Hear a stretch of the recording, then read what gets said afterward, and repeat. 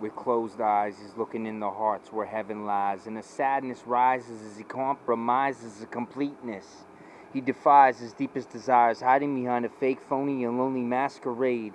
Walking to the pews in a mass parade where the Holy Spirit's just laughed away.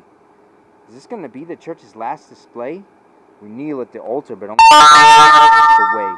Cheeks soaked with tears of self-pity from the years of being on a commitless committee.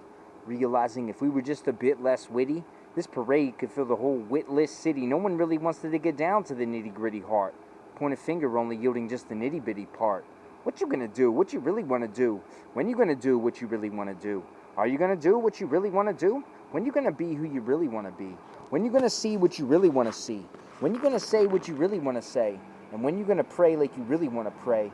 But God, how can I be selfless? I'm selfish, even for me to break it down and tell this. I shouldn't spell this. I'm part of the problem in this godless nation. Serving the God I want, the God of my motivation, not you as the God who is, all unyielding to the God of creation.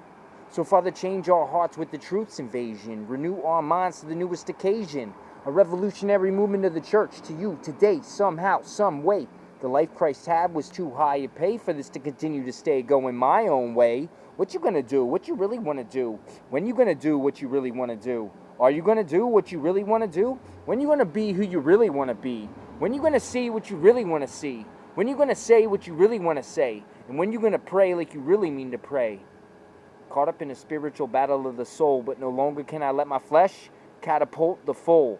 No, it's time to let God shake, rattle, and roll. So be real to yourself. Let God take the battle in control. No more holding on to the last pieces of the heart.